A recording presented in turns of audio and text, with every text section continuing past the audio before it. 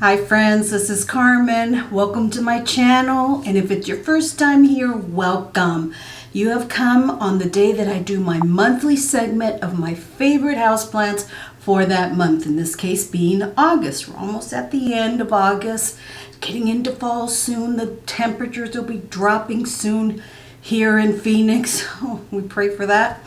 And I've decided to pick some plants that some of them are doing really well. Some of them are in that transition stage of going from bad to doing well. And I thought I'd show you one of those and see what you think. So stay tuned and we'll get to it. Okay, so let's start with one that is probably very common or readily available, or now is readily available.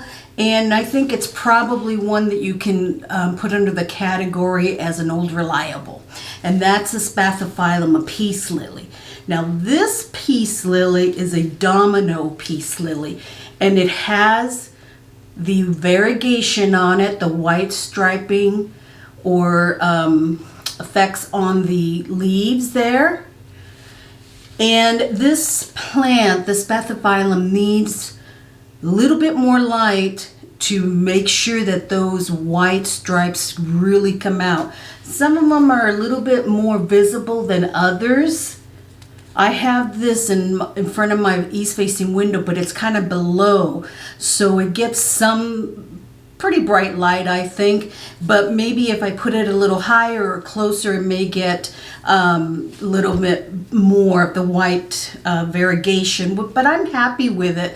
And one really unusual, they do flower like the regular peace lilies, but one really unusual thing is that this bloom came out with some green on it, and it's really cool. I had not seen it do that before. It's usually just a regular white bloom on it.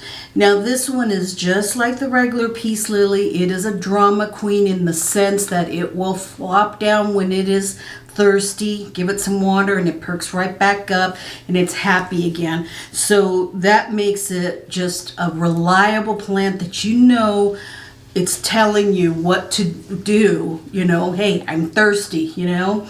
And you know, I love that about this plant. It has lost a lot of its old leaves, but it has brought in a lot of new leaves recently. I am now fertilizing this one, as I am all of my plants now, with the liquid dirt fertilizer. I had been doing it every other watering, but I think I'm going to switch to every watering now that I feel more comfortable with it. Oh, hello. You decided to join us?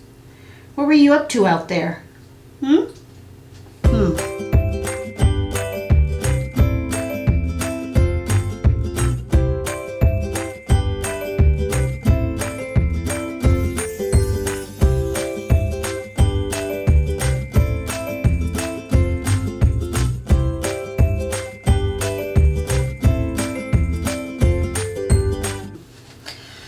So this one is one of my favorites this month. It's one that I don't pay a whole lot of attention to because I don't need to, but it is a beautiful plant that always comes through for me. Now, the next one is part of my Ficus collection. This is my Ficus Burgundy, and it's a little one. It is in a terracotta pot, but it's in, let's see if I can get it out. It's in a little 4-inch pot, and there are, looks like 3 or 4 in here. And, but it's doing well in here. It's giving off new leaves, as you can see there. Nice new leaves getting ready to open up on several of them.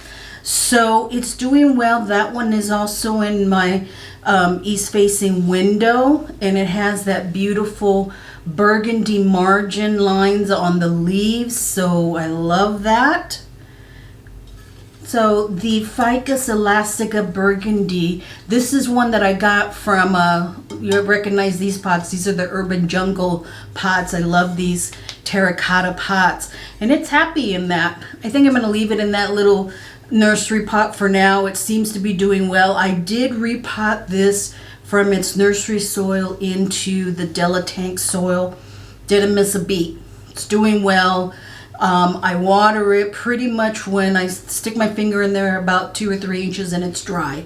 And it seems to like that. So no direct light, just very bright indirect light. Okay. Now, before we get into the outside one, oh Lord, this was a heavy one. Oh. Okay. You see me? Let me move this aside. You know my love of aglaonemas. And this is one of my aglaonemas that I've had the longest, probably about 3 years now. This is my Aglaonema Cutlass, and it is such a wonderful plant for me. It's just giving off so many leaves. Some of the older stems down in there are getting that cane look to the stems, which I love because that means that they're getting older and stronger. It does bloom. It was blooming just a couple weeks ago. The blooms have died off and I've cut them off. And it looks a lot like the peace lily blooms. But this specific Aglaonema, the Cutlass, is probably, I would say, one of the best ones, next to the Maria, the best ones to start off with as far as your Aglaonema collection, if you're wanting to. It's so hardy. The only leaves I've lost on it are the bottom ones that have yellowed and died off, which is normal. And it's just giving off leaf after leaf, and it's getting tall and bushy. I've had it in this ceramic pot about 1.5 years. I did, right before this video, top off the soil on top because I noticed that it was kind of compacted and sunk down. So I topped it off. It is in Delatanks. So I topped it off with that. I water this probably every 10 to 14 days. Because it's in a ceramic pot, it does not dry out as quickly.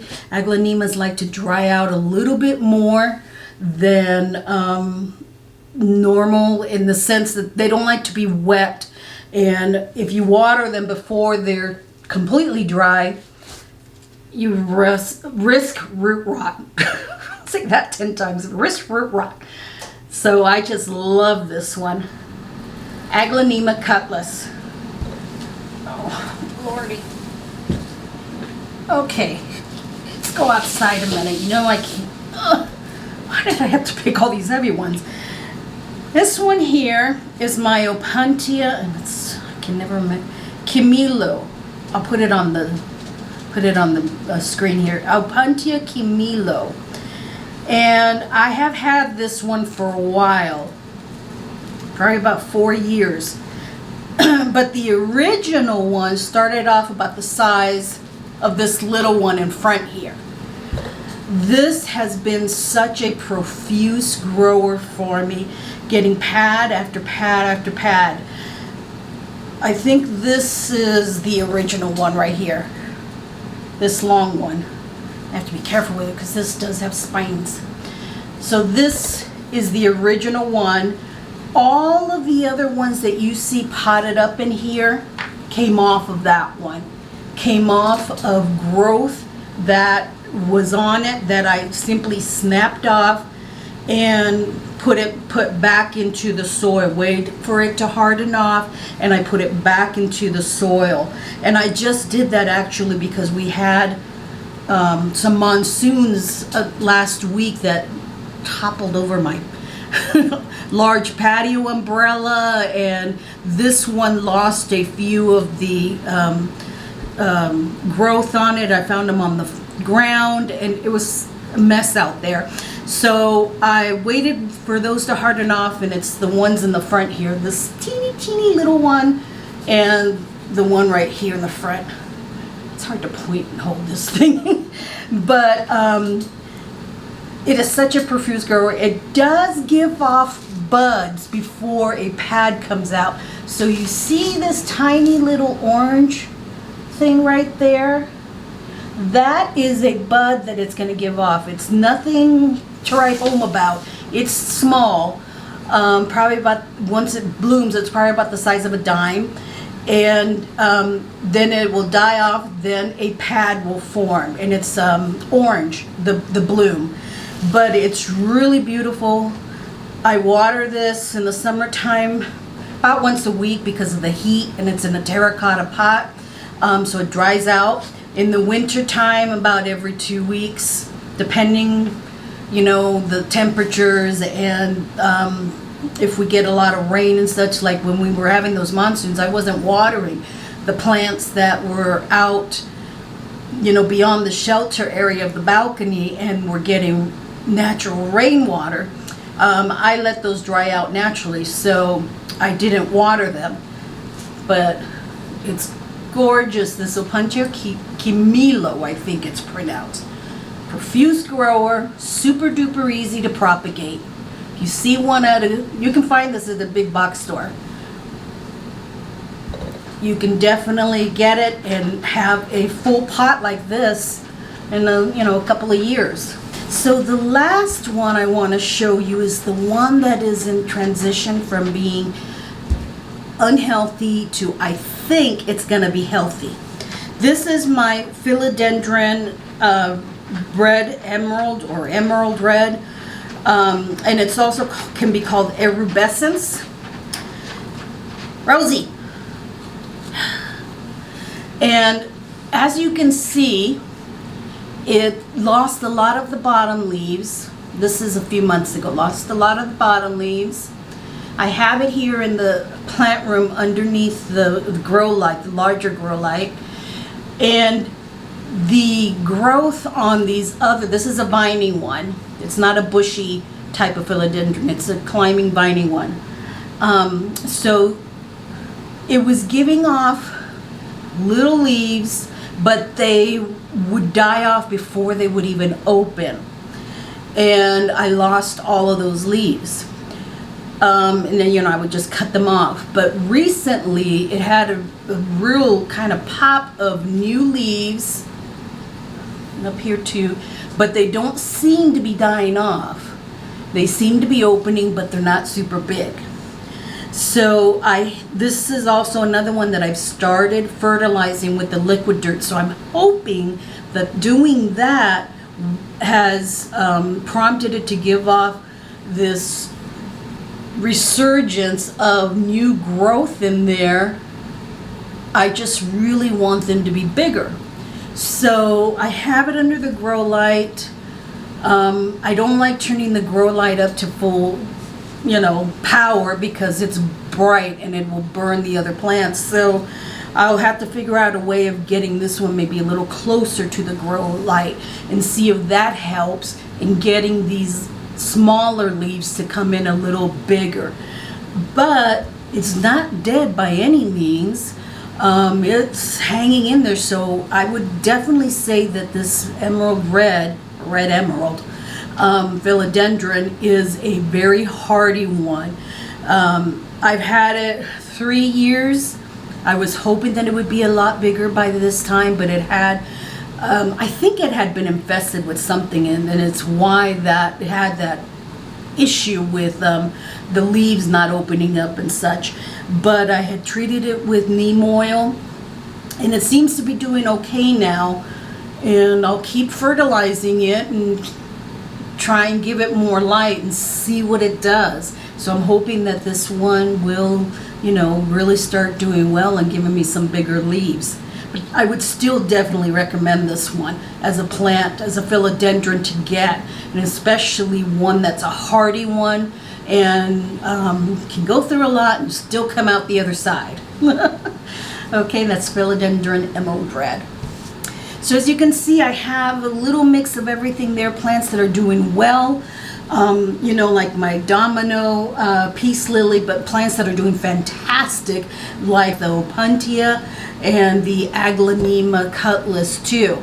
So it's always an array like that. If you're a plant parent, you know that you always have different levels of doing well and not doing well plants in your collection.